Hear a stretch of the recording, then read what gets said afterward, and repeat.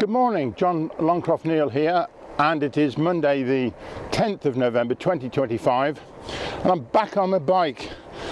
It's been off the road for about 4 days for various reasons.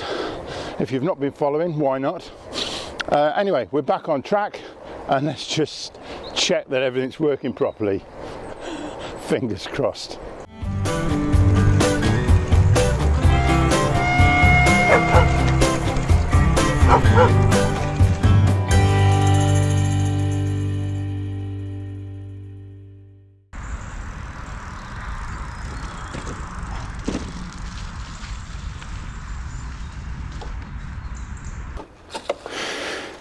Well, here it is, back on the road after the broken spokes incident the other day, which was the end of last week.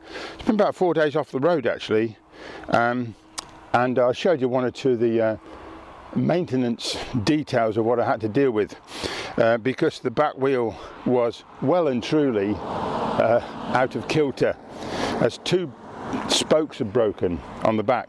I only hit a smallish pothole, nothing spectacular, but two spokes on the back went, and I had to hobble back to where the car was actually, and then put the bike back in there and get back home and get it all fixed up.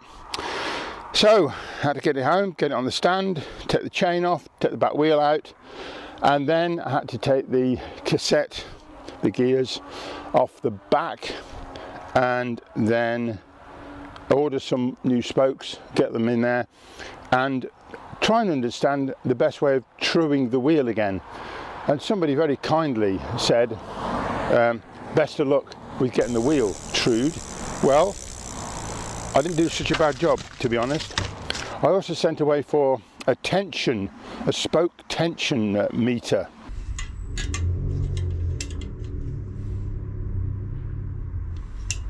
Which I haven't used a lot yet. One way of doing it, of course, is just to ping along the spokes and listen to the sound they make. And you can tell pretty accurately if they're loose or higher or lower, tighter or looser than the adjacent ones. And that seemed to work quite well. So anyway, got the bike out on the road today, thank goodness, just to give it a trial run, to be honest, if no more than that.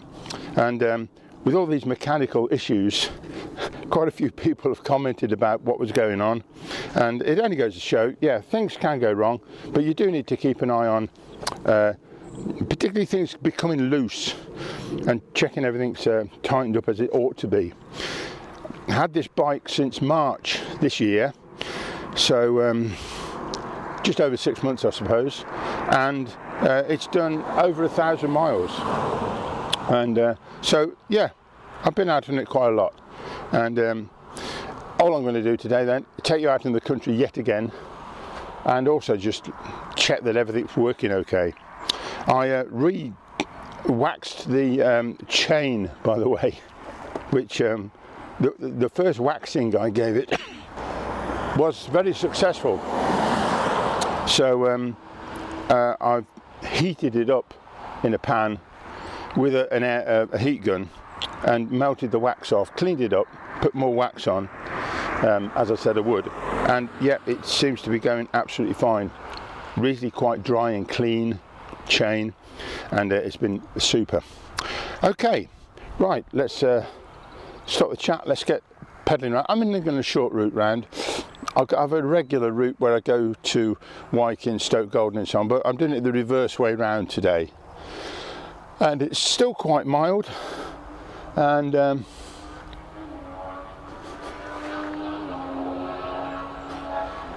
guess where I am? Outside of Myra, the test ground for the motor industry.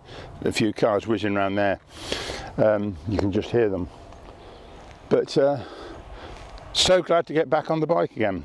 And let's fingers crossed that it all stays in one piece, doesn't start breaking.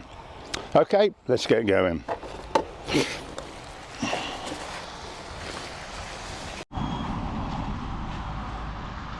I don't know if you can see, but there are 6 cyclists there, all spread out, which is fine, and a great big lorry trying to get past them all. that lorry ain't going to get past for the next mile because I know it's a bendy road, and all those fellas are all stretched out.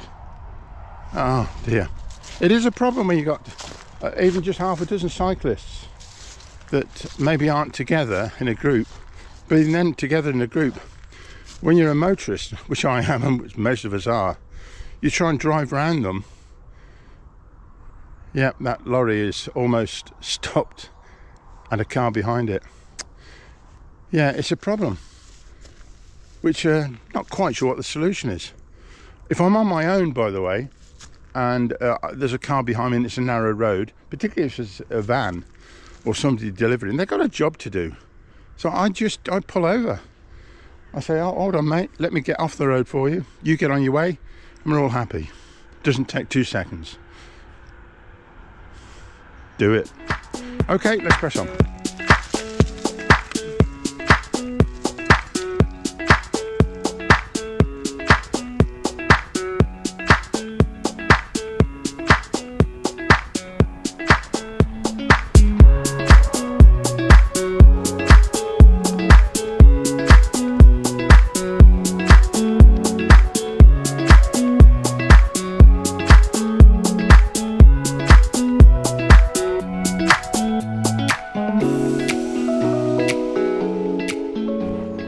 What I like about this route is I can add bits on if I want to. I was tempted to go that way and go over towards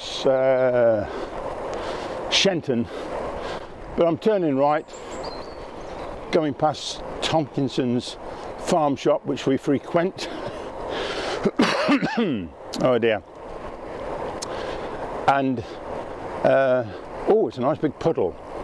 It's an opportunity for something.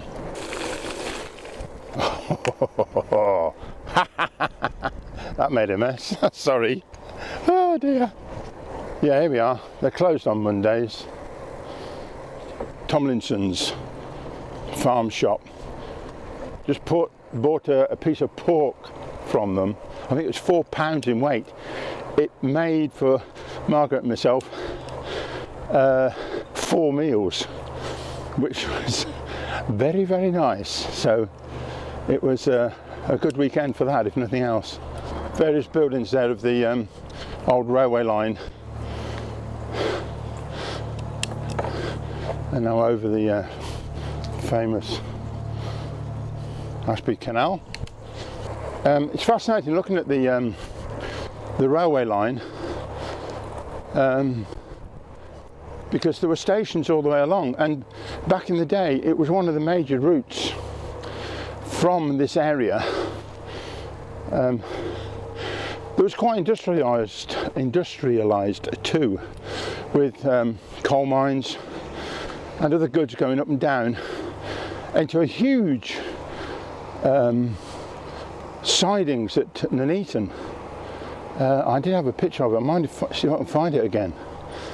And so all the way along the railway line there were old railway buildings, which are now no longer used for this because there's no railway there anymore, but have been and the land put aside for the railway, and those buildings has been adapted and changed for other stuff.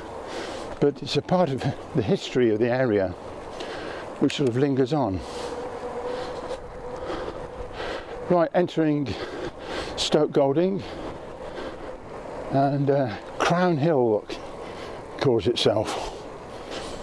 Famous for a number of things, and there's a fair number of blue plaques here. Let me just stop and show you one. I've done this before, but it's worth having another look. The Free Grammar School, founded in 1608, is it? I can see. It's only a house. But it can be quite fascinating thinking about the way people lived back in the day, 100, 200 years ago, when transport wasn't the same, and people lived in the villages, and that's probably as far as they ever went.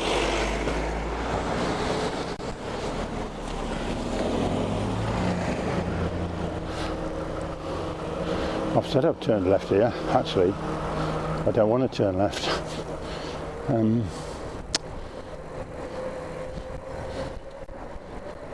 What I could do, let's do this then, go on.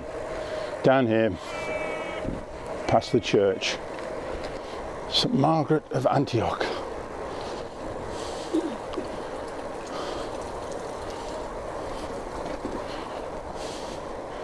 Quite a handsome church, it has to be said, and always a matter of interest to me that round the corner here there is another church. Oh look, they've knocked all this down. There should be a farm there, and I presume they're going to build some houses, which is fair enough, I suppose. Morning. Folk out and about are very friendly this morning. Right, I'm going to go up to Dadlington then and turn right.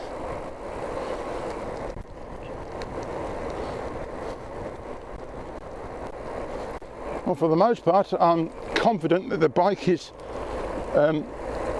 managing to maintain its former reliability.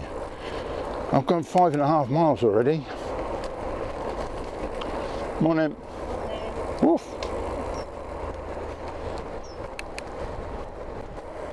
And everything seems to be fine. So, so far so good.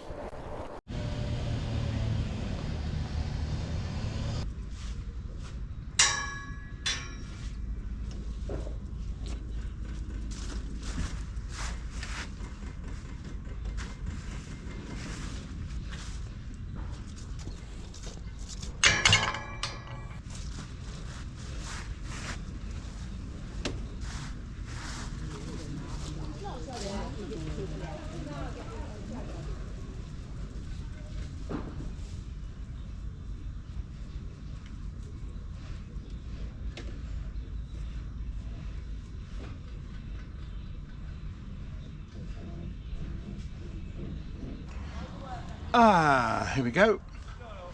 Oh, somewhere to sit down for a minute. There's a bit of noise from over there. They're building new houses, but it's not too bad. Just needed somewhere to sit and make a comment about a few things. And I'm at Stoke Golding Cemetery. Oh, I think it's called Wyken Cemetery, not sure. Let's have a double check on the label on the front there. But oh, the leaves from these trees, absolutely gorgeous. Yeah, yesterday I went to the memorial service, Remembrance Day service in Nuneaton. At the last minute, the faith leaders, which I somewhat go under the title of, I was just representing the Baha'i faith in Nuneaton. I'm not a leader as such, but anyway, we were finally invited to go into quite a big parade. I would say there were a good 2,000 people in Riversley Park yesterday, and the mayor was there, the Warwickshire lieutenant, whatever his title is, was there. Everybody dressed to the nines with all the uniforms on and so on, and various local vicars that I know quite well actually, so I had a chat with them. And yeah, there were other faith groups, so the Muslims were there, we were there, the Christians were there, and it was a moving occasion, and it's done extremely well too. Yeah, some gentleman just came to visit a grave over here. I think he does some work on the landscaping and the cutting of the grass. As I was saying, yeah, the Remembrance Day service was very good. I always have mixed feelings about it.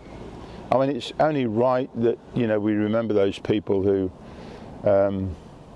were caught up in the war. I won't even say just gave their lives. They were caught up in the politics, the military responses of both the First World War, Second World War, and any other wars since. And yeah, it only just gets me thinking.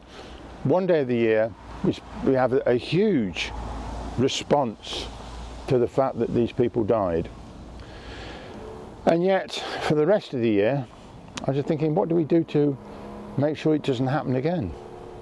And I'm not so sure people focus on that a great deal, which I would like to say, as a member of the Baha'i faith, that's what we want to do, is to make the world a better place. Why do people fight wars anyway?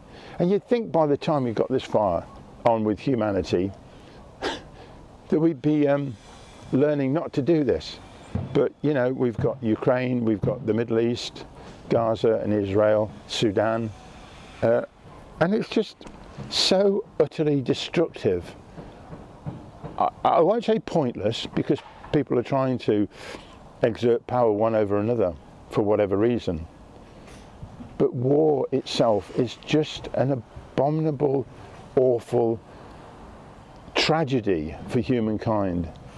And we ought to spend so much more time thinking about how we ought to not only prevent it, but just maintain the peace.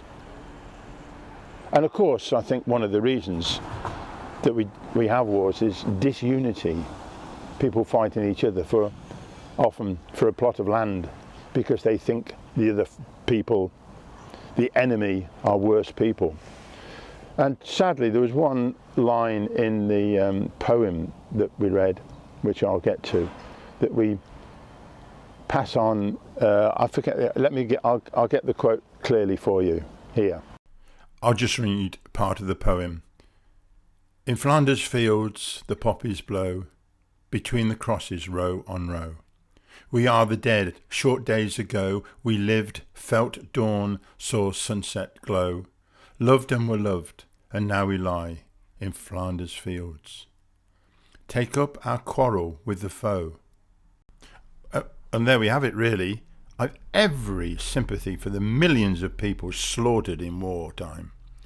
But to take up our quarrel with the foe, there's no sense of how we avoid this terrible, terrible tragedy in the first place.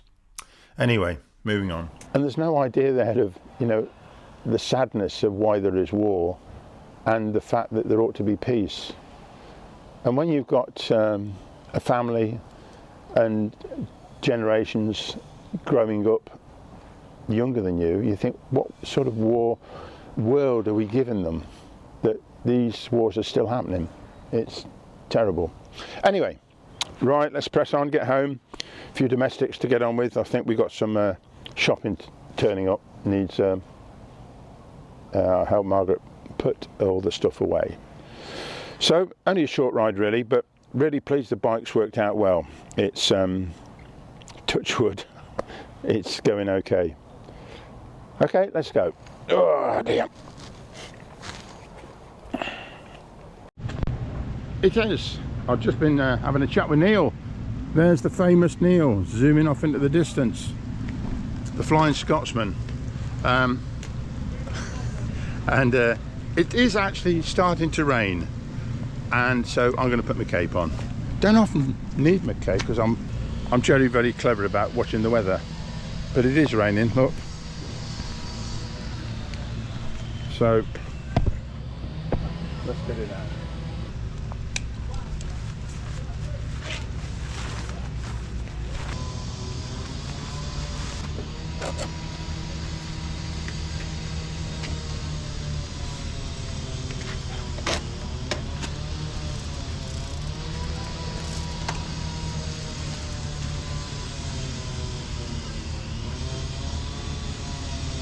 Well, there's a determined effort to show you what it's like to cycle with a cape. I quite enjoyed it actually. And I'll say farewell at this point, and I'm nearly home. So yeah, you'll see me in the next one. Okay, bye-bye. Woo. I've made it back all in one piece. The power of the poncho. Let me just, my top completely dry, my arms dry, my hands dry-ish, my head, yeah, a bit damp, but my thighs are dry. Knees, below the knees, yeah, they're wet, must admit, but all this is dry. It makes such a difference. My back's dry. Poncho, cape, we used to call it a cape, but I'm going to talk modern day. Ponchos, very good. well worth it. And get caught out in the rain, didn't expect that. Okay, thanks a lot. Bye bye again.